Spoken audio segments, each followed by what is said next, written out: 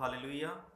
ਸਾਰਿਆਂ ਨੂੰ ਜੈ ਮਸੀਹ ਦੀ। ਪਰਮੇਸ਼ਰ ਦਾ ਧੰਨਵਾਦ ਕਰਦੇ ਹਾਂ ਅੱਜ ਦੇ ਚੰਗੇ ਸਮੇਂ ਦੇ ਲਈ, ਅੱਜ ਦੇ ਦਿਨ ਦੇ ਲਈ ਸਾਨੂੰ ਜਿਉਂਦੇ ਰੱਖਿਆ, ਅੱਜ ਦਾ ਦਿਨ ਦਿਖਾਇਆ। ਪਰਮੇਸ਼ਰ ਦਾ ਧੰਨਵਾਦ ਕਰਦੇ ਹਾਂ। ਹਾਲੇਲੂਇਆ। ਅੱਜ ਅਸੀਂ ਪਰਮੇਸ਼ਰ ਦੇ ਵਚਨ ਦੇ ਵਿੱਚੋਂ ਦੇਖਾਂਗੇ ਕਿ ਪਰਮੇਸ਼ਰ ਹੈ ਕੀ ਆ, ਜਿਸ ਨੂੰ ਅਸੀਂ ਗੋਡ ਕਹਿੰਦੇ ਹਾਂ, ਪਰਮੇਸ਼ਰ ਕਹਿੰਦੇ ਹਾਂ। ਅਸਲ ਦੇ ਵਿੱਚ ਉਹ ਹੈ ਕੀ ਆ। ਅਸੀਂ ਅੱਜ ਦੇ ਵਚਨ ਨੂੰ ਦੇਖਾਂਗੇ ਪਵਿੱਤਰ ਬਾਈਬਲ ਦੇ ਵਿੱਚੋਂ ਜਸ਼ਾਇਆ ਨਬੀ ਦੀ ਕਿਤਾਬ ਦੇ ਵਿੱਚ ਦੇਖਾਂਗੇ।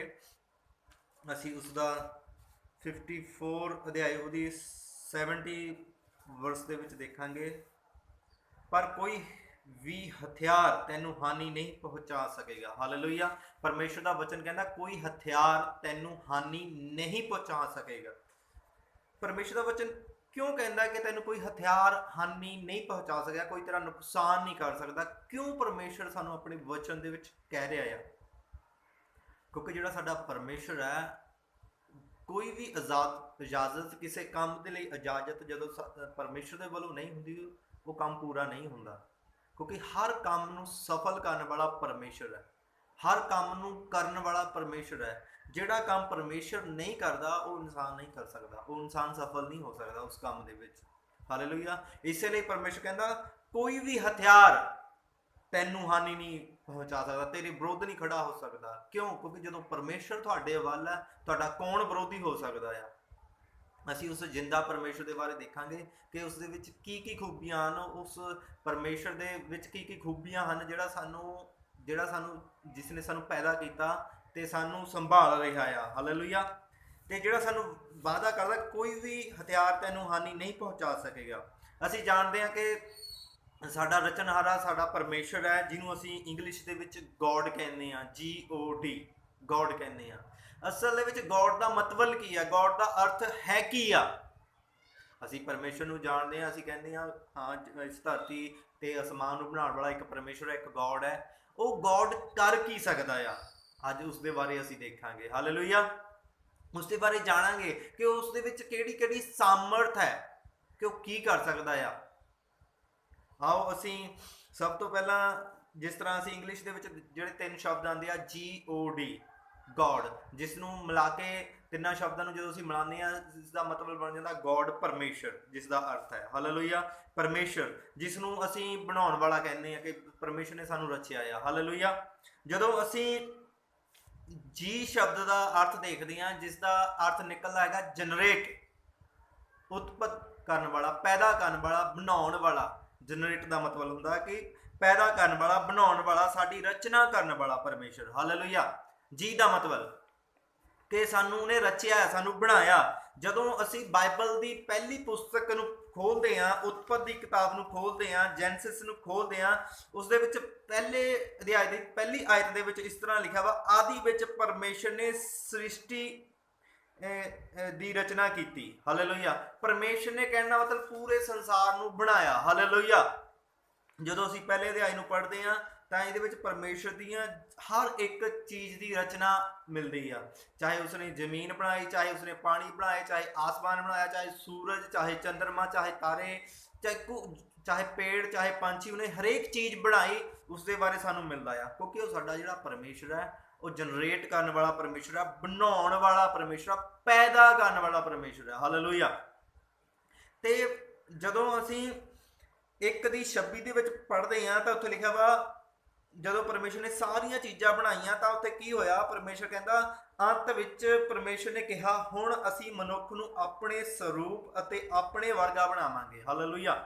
ਪਰਮੇਸ਼ਰ ਨੇ ਇਨਸਾਨ ਨੂੰ ਆਪਣੇ ਵਰਗਾ, ਆਪਣੇ ਸਰੂਪ ਉੱਤੇ ਬਣਾਇਆ। ਇਨਸਾਨ ਨੂੰ ਬਣਾਉਣ ਵਾਲਾ ਵੀ ਪਰਮੇਸ਼ਰ ਹੈ, ਉਹ ਗੋਡ ਹੈ। ਹਾਲੇਲੂਇਆ। ਜਿਸ ਦੇ ਗੋਡ ਦੇ ਜੀ ਦਾ ਮਤਲਬ ਹੁੰਦਾ ਆ ਕਿ ਜਨਰੇਟ ਕਰਨ ਵਾਲਾ, ਬਣਾਉਣ ਵਾਲਾ, ਪੈਦਾ ਕਰਨ ਵਾਲਾ। ਹਾਲੇਲੂਇਆ। ਤੇ 27 ਆਇਤ ਵਿੱਚ ਲਿਖਿਆ ਵਾ, ਜੋ ਪਰਮੇਸ਼ਰ ਨੇ ਮਨੁੱਖ ਨੂੰ ਆਪਣੇ ਸਰੂਪ ਉੱਤੇ ਬਣਾਇਆ। ਤੇ ਪੂਰੀ ਮਾਨਵ ਜਾਤੀ ਨੂੰ, ਪੂਰੇ ਇਨਸਾਨ ਨੂੰ ਬਣਾਉਣ ਵਾਲਾ ਇੱਕ ਪਰਮੇਸ਼ਰ ਹੈ, ਗੋਡ। ਹਾਲੇਲੂਇਆ। ਉਹ ਗੋਡ ਜਿਹਨੇ ਹਰ ਇੱਕ ਚੀਜ਼ ਬਣਾਈ ਆ, ਹਰ ਇੱਕ ਇਨਸਾਨ ਨੂੰ, ਚਾਹੇ ਉਹ ਹਿੰਦੂ ਆ, ਚਾਹੇ ਉਹ ਮੁਸਲਮਾਨ ਆ, ਉਹ ਸਿੱਖ ਆ, ਈਸਾਈ ਆ, ਚਾਹੇ ਕੋਈ ਵੀ ਧਰਮ ਦੇ ਨਾਲ ਸੰਬੰਧ ਕਿਉਂ ਨਾ ਰੱਖਦਾ ਹੋਵੇ, ਉਹ ਹਰ ਇੱਕ ਇਨਸਾਨ ਨੂੰ ਬਣਾਉਣ ਵਾਲਾ, ਕਿਉਂਕਿ ਪਰਮੇਸ਼ਰ ਨੇ ਧਰਮ ਨਹੀਂ ਬਣਾਇਆ, ਪਰਮੇਸ਼ਰ ਨੇ ਇਨਸਾਨ ਬਣਾਇਆ ਹੈ। ਹਰ ਇੱਕ ਇਨਸਾਨ ਨੂੰ ਬਣਾਉਣ ਵਾਲਾ ਪਰਮੇਸ਼ਰ ਹੈ, ਗੋਡ ਹੈ। ਜਿਸ ਨੂੰ ਕੋਈ ਕੁਛ ਕਹਿ ਦਿੰਦਾ, ਕੋਈ ਕੁਛ ਕਹਿ ਦਿੰਦਾ, ਕੋਈ ਅੱਲਾ ਕਹਿ ਦਿੰਦਾ ਆ। ਤੇ ਪਰਮੇਸ਼ਰ ਜਿਸ ਨੇ ਸਾਨੂੰ ਬਣਾਇਆ ਉਹ ਮਨੁੱਖ ਜਾਤੀ ਦਾ ਪਿਤਾ ਆ। ਉਹ ਹਰ ਇੱਕ ਇਨਸਾਨ ਨੂੰ ਬਣਾਉਣ ਵਾਲਾ ਕੀ ਆ? ਪਿਤਾ ਆ। ਉਹਨੇ ਸਾਨੂੰ ਬਣਾਇਆ, ਉਹ ਸਾਡਾ ਪਿਤਾ ਪਰਮੇਸ਼ਰ ਹੈ। ਹਾਲੇਲੂਇਆ। ਜਿਸ ਤਰ੍ਹਾਂ ਕੀ ਹੁੰਦਾ ਆ, ਅੱਜ ਜਦੋਂ ਅਸੀਂ ਇੱਕ ਜਨਰੇਟਰ ਨੂੰ ਦੇਖਦੇ ਹਾਂ, ਮਤਲਬ ਜਦੋਂ ਜਨਰੇਟਰ ਚੱਲਦਾ ਆ ਤਾਂ ਕੀ ਹੁੰਦਾ ਆ, ਉਹਦੇ ਵਿੱਚ ਊਰਜਾ ਪੈਦਾ ਹੁੰਦੀ ਆ। ਹਾਲੇਲੂਇਆ। ਜਦੋਂ ਅਸੀਂ ਜਨਰੇਟਰ ਨੂੰ ਸਟਾਰਟ ਕਰਦੇ ਹਾਂ ਤਾਂ ਉਹਦੇ ਵਿੱਚ ਊਰਜਾ ਪੈਦਾ ਹੁੰਦੀ ਆ, ਉਹਦੇ ਵਿੱਚੋਂ ਬਿਜਲੀ ਨਿਕਲਦੀ ਆ, ਉਹਦੇ ਵਿੱਚ ਕਰੰਟ ਪੈਦਾ ਹੁੰਦਾ ਆ। ਇਸੇ ਤਰ੍ਹਾਂ ਜਦੋਂ ਪਰਮੇਸ਼ਰ ਹੈ ਜਿਹੜਾ ਉਹ ਜਨਰੇਟਰ ਦੇ ਵਿੱਚ ਕੀ ਆ, ਉਹਦੇ ਵਿੱਚ ਪੈਦਾ ਕਰਨ ਦੀ ਸ਼ਕਤੀ ਆ। ਬਿਜਲੀ ਦੇ ਵਿੱਚ ਜਨਰੇਟਰ ਦੇ ਵਿੱਚ ਪੈਦਾ ਕਰਨ ਦੀ ਸ਼ਕਤੀ ਆ ਬਿਜਲੀ ਨੂੰ। ਤੇ ਇਸੇ ਤਰ੍ਹਾਂ ਜਿਹੜਾ ਪਰਮੇਸ਼ਰ ਹੈ ਉਸ ਦੇ ਵਿੱਚ ਪੈਦਾ ਕਰਨ ਦੀ ਸ਼ਕਤੀ ਆ, ਸਾਮਰਥ ਹੈ। ਹਾਲੇਲੂਇਆ। ਉਹਨੇ ਸਾਨੂੰ ਪੈਦਾ ਕੀਤਾ ਆਪਣੇ ਸਾਮਰਥ ਦੇ ਦੁਆਰਾ। ਹਾਲੇਲੂਇਆ। ਉਹਨੇ ਸਾਨੂੰ ਆਪਣੀ ਸਾਮਰਥ ਦੁਆਰਾ ਪੈਦਾ ਕੀਤਾ, ਉਹਦੇ ਵਿੱਚ ਪੈਦਾ ਕਰਨ ਦੀ ਸ਼ਕਤੀ ਆ। ਹਾਲੇਲੂਇਆ। ਉਸ ਗੋਡ ਦੇ ਵਿੱਚ, ਉਹਦੇ ਵਿੱਚ ਅੱਜ ਅਸੀਂ 3 ਚੀਜ਼ਾਂ ਨੂੰ ਦੇਖਾਂਗੇ, ਜਿਸ ਦਾ ਮਤਲਬ ਹੈ GOD, ਗੋਡ। ਗੋਡ ਦਾ ਮਤਲਬ ਹੈਗਾ ਪਰਮੇਸ਼ਰ, ਜਿਹਦੇ ਵਿੱਚ ਜੀ ਦਾ ਮਤਲਬ ਹੈਗਾ ਆ ਤਿੰਨਾਂ ਦੇ ਵਿੱਚੋਂ ਤਿੰਨਾਂ, GOD। ਗੋਡ ਦਾ ਮਤਲਬ ਹੈਗਾ ਪਰਮੇਸ਼ਰ, ਤੇ ਵਿੱਚ ਜੀ ਦਾ ਜਿਹੜਾ ਮਤਲਬ ਆ ਉਹ ਹੈਗਾ ਜਨਰੇਟ ਕਰਨ ਵਾਲਾ, ਬਣਾਉਣ ਵਾਲਾ। ਸਾਡੇ ਪਰਮੇਸ਼ਰ ਦੇ ਵਿੱਚ ਜਿਸ ਨੇ ਸਾਨੂੰ ਬਣਾਇਆ ਉਹਦੇ ਵਿੱਚ ਇਹ ਸਾਮਰਥ ਹੈ, ਉਹਦੇ ਵਿੱਚ ਇਹ ਸ਼ਕਤੀ ਹੈ ਕਿ ਉਹ ਹਰੇਕ ਚੀਜ਼ ਨੂੰ ਬਣਾ ਸਕੇ। ਕੁਝ ਵੀ ਜੋ ਇਨਸਾਨ ਨਹੀਂ ਕਰ ਸਕਦਾ ਉਹ ਕਰ ਸਕਦਾ ਹੈ। ਹਾਲੇਲੂਇਆ। ਕਹਿੰਦਾ ਜੋ ਇਨਸਾਨ ਤੇ ਮੁਸ਼ਕਲ ਹੈ ਉਹ ਮੇਰੇ ਲਈ ਆਸਾਨ ਹੈ। ਪਰਮੇਸ਼ਰ ਅਸੰਭਵ ਨੂੰ ਸੰਭਵ ਕਰਨ ਦੀ ਸਾਮਰਥ ਰੱਖਦਾ ਆ। ਜਦੋਂ ਅਸੀਂ ਉਹਦੀ ਜੈਨਸਿਸ ਨੂੰ ਪੜ੍ਹਦੇ ਹਾਂ, ਪਹਿਲੇ ਅਧਿਆਏ ਦੇ ਵਿੱਚ ਤੋਂ ਲੈ ਕੇ ਅੱਗੇ ਪੜ੍ਹਦੇ ਜਾਂਦੇ ਆ, ਤਾਂ ਪਰਮੇਸ਼ਰ ਨੇ ਹਰ ਇੱਕ ਚੀਜ਼ ਬਣਾਈ। ਪਰਮੇਸ਼ਰ ਨੇ ਹਰ ਇੱਕ ਭਾਸ਼ਾ ਬਣਾਈ, ਹਰ ਇੱਕ ਇਨਸਾਨ ਨੂੰ ਬਣਾਇਆ। ਪਰਮੇਸ਼ਰ ਨੇ ਜੀਵ ਜੰਤੂ, ਫਲਦਾਰ ਬ੍ਰਿਕਸ਼, ਜ਼ਮੀਨ ਅਸਮਾਨ ਦੀਆਂ ਸਾਰੀਆਂ ਚੀਜ਼ਾਂ ਜਿੰਨੀਆਂ ਵੀ ਸਾਨੂੰ ਕੁਦਰਤੀ ਨਜ਼ਰ ਆਉਂਦੀਆਂ ਪਰਮੇਸ਼ਰ ਨੇ ਬਣਾਈਆਂ। ਹਾਲੇਲੂਇਆ। ਆਕਾਸ਼ ਦੇ ਚਾਹੇ ਪੰਛੀ ਹੋਣ, ਚਾਹੇ ਉਹ ਫਲਦਾਰ ਬੀਜ ਹੋਣ, ਚਾਹੇ ਉਹ ਛੋਟੇ ਪੌਦੇ ਹੋਣ, ਚਾਹੇ ਉਹ ਘਾਹ ਹੋਵੇ, ਚਾਹੇ ਉਹ ਬੱਦਲ ਹੈ, ਚਾਹੇ ਮੀਂਹ ਬਾਰਿਸ਼ ਹੈ, ਪਰਮੇਸ਼ਰ ਨੇ ਉਹ ਸਾਰੀਆਂ ਚੀਜ਼ਾਂ ਨੂੰ ਬਣਾਇਆ। ਕਿਉਂਕਿ ਸਾਡੇ ਪਰਮੇਸ਼ਰ ਦੇ ਵਿੱਚ ਪੈਦਾ ਕਰਨ ਦੀ ਸਾਮਰਥ ਹੈ। ਜਿਸ ਤਰ੍ਹਾਂ ਇੱਕ ਜਨਰੇਟਰ ਦੇ ਵਿੱਚ ਸਾਮਰਥ ਹੁੰਦੀ ਆ ਕਿ ਉਹ ਕਰੰਟ ਪੈਦਾ ਕਰਦੀ ਆ, ਬਿਜਲੀ ਪੈਦਾ ਕਰਦਾ ਆ, ਇਸੇ ਤਰ੍ਹਾਂ ਸਾਡੇ ਪਰਮੇਸ਼ਰ ਦੇ ਵਿੱਚ ਪੈਦਾ ਕਰਨ ਦੀ ਸਾਮਰਥ ਹੈ। ਹਾਲੇਲੂਇਆ। ਤੇ ਅਸੀਂ ਦੇਖਾਂਗੇ ਅੱਗੇ ਕਿ ਜਿਹੜਾ ਪਰਮੇਸ਼ਰ ਹੈ ਉਹਦੇ ਵਿੱਚ ਹੋਰ ਕੀ ਕਰਨ ਦੀ ਸਾਮਰਥ ਹੈ। ਜਿਸ ਤਰ੍ਹਾਂ ਜੀ ਤਾਂ ਆਪਾਂ ਦੇਖ ਲਿਆ ਕਿ ਉਹ ਜਨਰੇਟ ਕਰਦਾ ਆ, ਤੇ ਅਸੀਂ ਹੁਣ ਉਹ ਨੂੰ ਦੇਖਾਂਗੇ ਕਿ ਪਰਮੇਸ਼ਰ ਜਿਹੜਾ ਉਹਦਾ ਮਤਲਬ ਕੀ ਆ। ਹਾਲੇਲੂਇਆ। ਸਾਨੂੰ ਪਤਾ ਹੈ ਕਿ ਅਸੀਂ ਜੋ ਪੂਰੇ ਸੰਸਾਰ ਨੂੰ ਬਣਾਉਣ ਵਾਲਾ ਆ, ਪੂਰੀ ਸ੍ਰਿਸ਼ਟੀ ਨੂੰ ਬਣਾਉਣ ਵਾਲਾ, ਉਹ ਇਸ ਸ੍ਰਿਸ਼ਟੀ ਨੂੰ ਚਲਾ ਵੀ ਰਿਹਾ ਆ। ਜਿਸ ਦਾ ਮਤਲਬ ਹੈਗਾ ਓਪਰੇਟ ਕਰਨਾ। ਉਹਦਾ ਮਤਲਬ ਓਪਰੇਟ ਕਰਨਾ, ਓਪਰੇਟ ਦਾ ਮਤਲਬ ਹੈਗਾ ਕਿ ਚਲਾਉਣ ਵਾਲਾ, ਦੇਖਭਾਲ ਕਰਨ ਵਾਲਾ, ਅਗਵਾਈ ਕਰਨ ਵਾਲਾ। ਹਾਲੇਲੂਇਆ। ਜਦੋਂ ਕੋਈ ਵੀ ਅਸੀਂ ਚੀਜ਼ ਬਣਾਉਂਦੇ ਆ ਤਾਂ ਉਸ ਦੀ ਅਸੀਂ ਦੇਖਭਾਲ ਕਰਦੇ ਆ ਤੇ ਉਸ ਦੀ ਅਸੀਂ ਰੱਖਿਆ ਕਰਦੇ ਆ ਕਿ ਉਹ ਜਿਹੜਾ ਓਪਰੇਟ ਕਰਨ ਵਾਲਾ, ਓਪਰੇਟ ਕਰਨ ਵਾਲਾ ਦਾ ਮਤਲਬ ਕੀ ਆ ਕਿ ਜਿਸ ਤਰ੍ਹਾਂ ਅਸੀਂ ਕੋਈ ਵੀ, ਮਤਲਬ ਇੱਕ ਐਗਜ਼ਾਮਪਲ ਦੇ ਤੌਰ ਤੇ ਅਸੀਂ ਦੇਖਦੇ ਹਾਂ ਕਿ ਕੋਈ ਵੀ ਟਿਊਬਵੈਲ ਹੈ, ਸਰਕਾਰੀ ਟਿਊਬਵੈਲ ਹੈ, ਤੇ ਉੱਥੇ ਇੱਕ ਓਪਰੇਟਰ ਹੁੰਦਾ ਆ। ਓਪਰੇਟਰ ਹੁੰਦਾ, ਤੇ ਓਪਰੇਟਰ ਕੀ ਕਰਦਾ ਆ, ਚਾਹੇ ਉਹ ਸਰਕਾਰੀ ਦਫ਼ਤਰ ਹੈ, ਚਾਹੇ ਸਰਕਾਰੀ ਟਿਊਬਵੈਲ ਹੈ, ਚਾਹੇ ਕੋਈ ਵੀ ਚੀਜ਼ ਹੈ, ਉਸ ਨੂੰ, ਚਾਹੇ ਉਹ ਸਾਡਾ ਘਰ ਹੈ, ਸਾਡੇ ਘਰ ਨੂੰ ਵੀ ਚਲਾਉਣ ਵਾਲਾ ਕੋਈ ਨਾ ਕੋਈ ਹੈ। ਅਸੀਂ ਆਪਣੇ ਘਰ ਨੂੰ ਆਪ ਚਲਾਉਂਦੇ ਹਾਂ, ਹਨਾ। ਤਾਂ ਕੀ ਹੁੰਦਾ ਕਿ ਅਸੀਂ ਦੇਖਭਾਲ ਕਰਦੇ ਹਾਂ। ਇਸੇ ਤਰ੍ਹਾਂ ਪੂਰੀ ਜਾਤੀ ਨੂੰ, ਮਾਨਵ ਜਾਤੀ ਦੀ ਵੀ ਦੇਖਭਾਲ ਕਰਦਾ ਹੈਗਾ ਉਹ ਪਰਮੇਸ਼ਰ। ਹਾਲੇਲੂਇਆ। ਉਹਨੂੰ ਓਪਰੇਟ ਕਰਦਾ, ਉਹਨੂੰ ਚਲਾਉਂਦਾ ਆ, ਉਹਦੀ ਅਗਵਾਈ ਕਰਦਾ, ਉਹਦੀ ਮਾਰਗਦਰਸ਼ਨ ਕਰਦਾ। ਜਿਸ ਤਰ੍ਹਾਂ ਐਗਜ਼ਾਮਪਲ ਦੇ ਤੌਰ ਤੇ ਅਸੀਂ ਇੱਕ ਟਿਊਬਵੈਲ ਨੂੰ ਦੇਖਾਂਗੇ ਕਿ ਇੱਕ ਟਿਊਬਵੈਲ ਤੇ ਕੀ ਹੁੰਦਾ ਆ, ਤੇ ਇੱਕ ਓਪਰੇਟਰ ਹੁੰਦਾ ਆ ਕਿ ਉਹ ਦੇਖਦਾ ਆ ਕਿ ਟਿਊਬਵੈਲ ਦਾ ਸਿਸਟਮ ਸਹੀ ਚੱਲ ਰਿਹਾ ਜਾਂ ਨਹੀਂ ਚੱਲ ਰਿਹਾ। ਹਾਲੇਲੂਇਆ। ਤੇ ਉਹਦੀ ਰਿਪੇਅਰ ਵੀ ਕਰਦਾ ਆ, ਉਹਦੇ ਵਿੱਚ ਬਿਜਲੀ ਵੱਧ ਘੱਟ, ਪਾਣੀ ਘੱਟ ਵੱਧ ਜੋ ਕੱਢ ਰਿਹਾ ਕਿ ਸਹੀ ਕੱਢ ਰਿਹਾ ਜਾਂ ਨਹੀਂ ਕੱਢ ਰਿਹਾ, ਲਾਈਟ ਪੂਰੀ ਹੈ ਜਾਂ ਨਹੀਂ ਪੂਰੀ ਹੈ, ਇਹਦਾ ਸਿਸਟਮ ਪੂਰਾ ਸਹੀ ਚੱਲ ਰਿਹਾ ਜਾਂ ਨਹੀਂ ਚੱਲ ਰਿਹਾ, ਉਹ ਸਾਰਾ ਓਪਰੇਟਰ ਦਾ ਕੰਮ ਹੁੰਦਾ ਕਿ ਉਹਦੀ ਦੇਖਭਾਲ ਕਰੇ। ਇਸੇ ਤਰ੍ਹਾਂ ਜਿਸ ਪਰਮੇਸ਼ਰ ਨੇ ਸਾਨੂੰ ਬਣਾਇਆ ਆ, ਤੇ ਉਹ ਪਰਮੇਸ਼ਰ ਸਾਨੂੰ ਚਲਾਉਂਦਾ ਆ, ਓਪਰੇਟ ਕਰਦਾ ਆ। ਹਾਲੇਲੂਇਆ। ਉਹ ਸੰਭਾਲਦਾ, ਸਾਡੀ ਅਗਵਾਈ ਕਰਦਾ ਆ। ਹਾਲੇਲੂਇਆ। ਜਦੋਂ ਅਸੀਂ ਬਾਈਬਲ ਦੇ ਵਿੱਚ ਦੇਖਦੇ ਹਾਂ, ਦੂਸਰਾ ਕੁਰਿੰਥੀਆਂ ਉਹਦੀ ਪਹਿਲਾ ਅਧਿਆਏ, ਉਹਦੀ 1 ਤੋਂ ਲੈ ਕੇ 4 ਤੱਕ ਜਦੋਂ ਅਸੀਂ ਪੜ੍ਹਦੇ ਹਾਂ, ਉੱਥੇ ਇਸ ਤਰ੍ਹਾਂ ਲਿਖਿਆ ਹੋਇਆ, ਪਰਮੇਸ਼ਰ ਅਰਥਾਤ ਸਾਡੇ ਪ੍ਰਭੂ ਯਿਸੂ ਮਸੀਹ ਦੇ ਪਿਤਾ ਦੀ ਮਹਿਮਾ ਹੋਵੇ। ਉਹ ਦਇਆਵਾਨ, ਹਾਲੇਲੂਇਆ, ਉਹ ਦਇਆ ਕਰਦਾ ਹੈ, ਦਇਆਵਾਨ ਹੈ, ਦਇਆਵਾਨ ਪਿਤਾ ਅਤੇ ਹਰ ਸਮੇਂ ਸਹਾਰਾ ਦੇਣ ਵਾਲਾ ਪਰਮੇਸ਼ਰ ਹੈ। ਹਾਲੇਲੂਇਆ। क्योंकि जिहड़ा परमेश्वर है सानू सहारा दिंदा आ।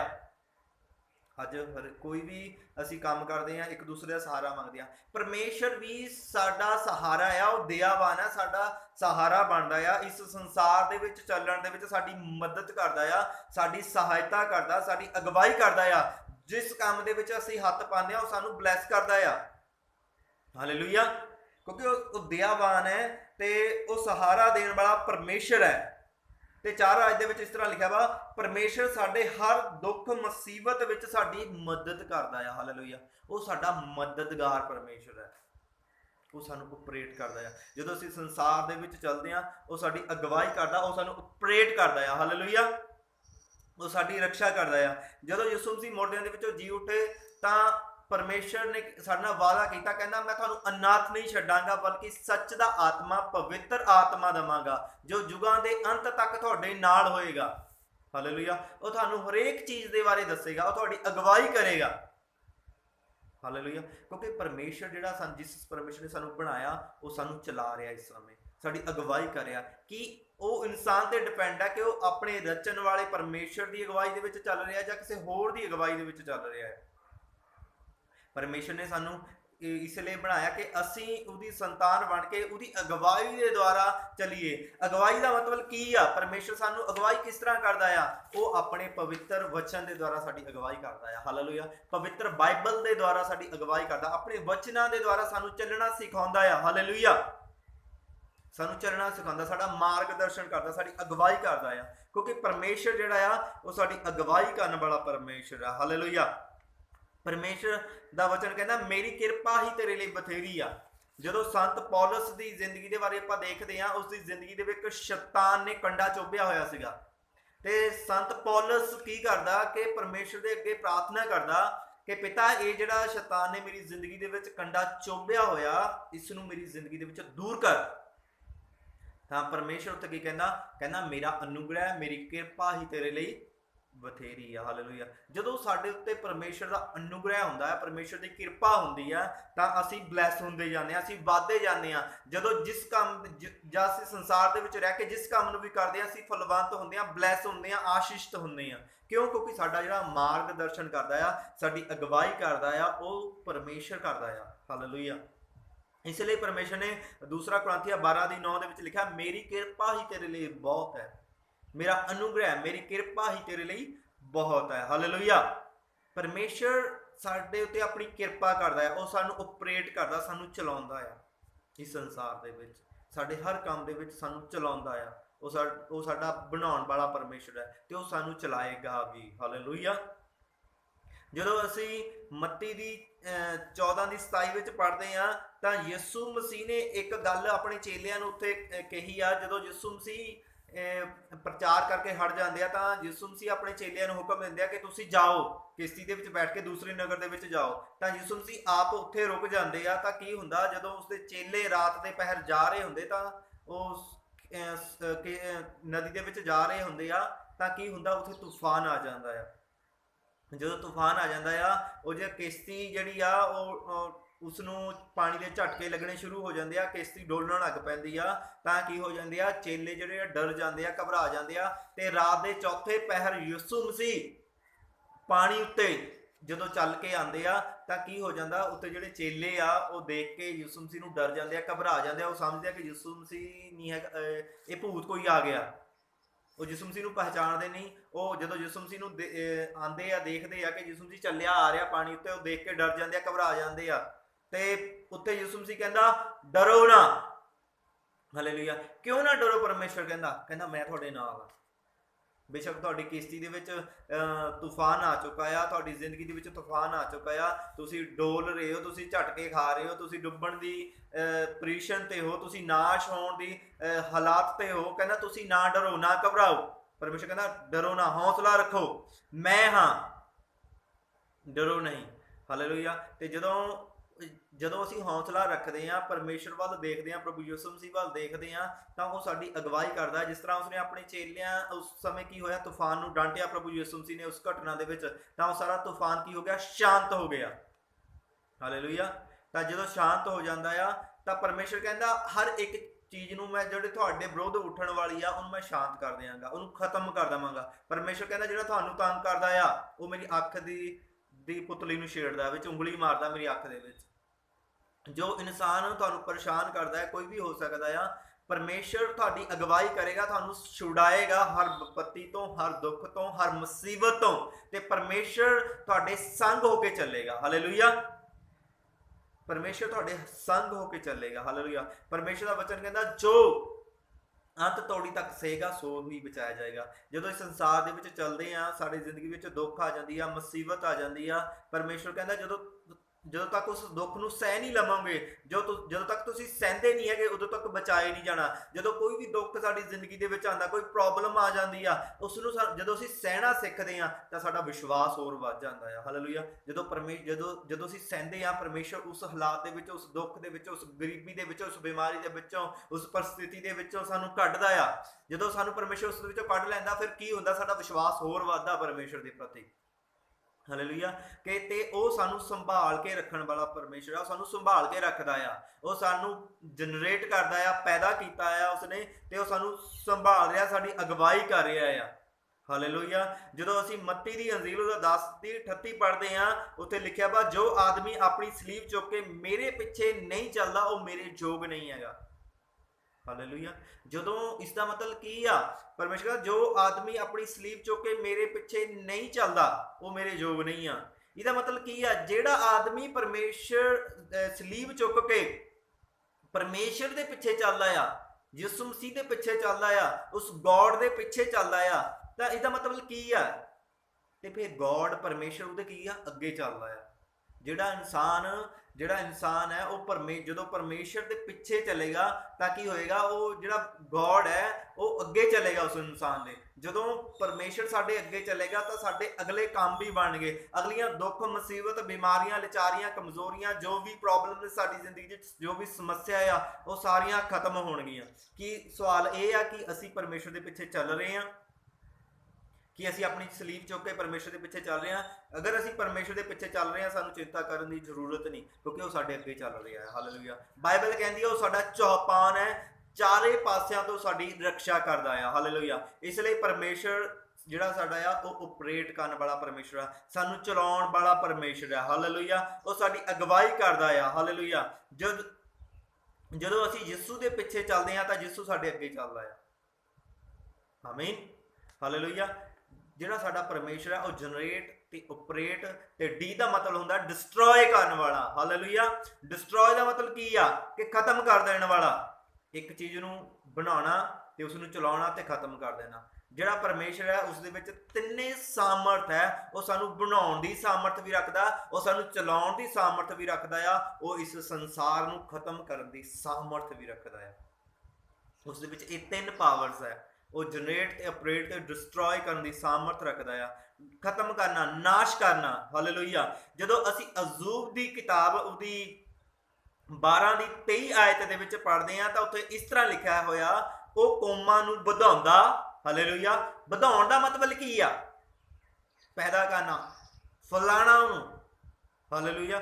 1 ਤੋਂ 2, 2 ਤੋਂ 4, ਉਹ ਕੌਮਾਂ ਨੂੰ ਵਧਾਉਂਦਾ ਅਤੇ ਫਲਾਉਂਦਾ ਹੈ। ਮੰਨ ਲਓ ਉਹਨੂੰ ਫਲਵੰਤ ਕਰਦਾ, ਆਸ਼ੀਸ਼ ਦਿੰਦਾ ਆ, ਹਨਾ, ਤੇ ਪਰ ਉਹਨਾਂ ਨੂੰ ਹਰਾਉਂਦਾ ਅਤੇ ਨਾਸ਼ ਵੀ ਕਰਦਾ ਆ।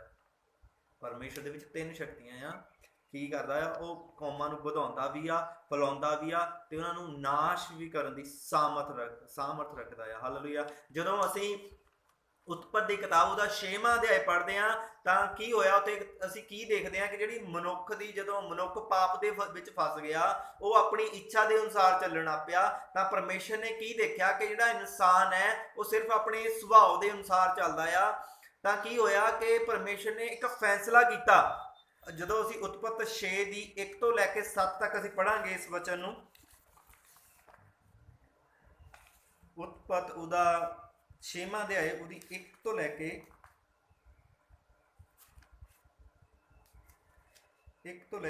7 ਤੱਕ ਪੜਾਂਗੇ।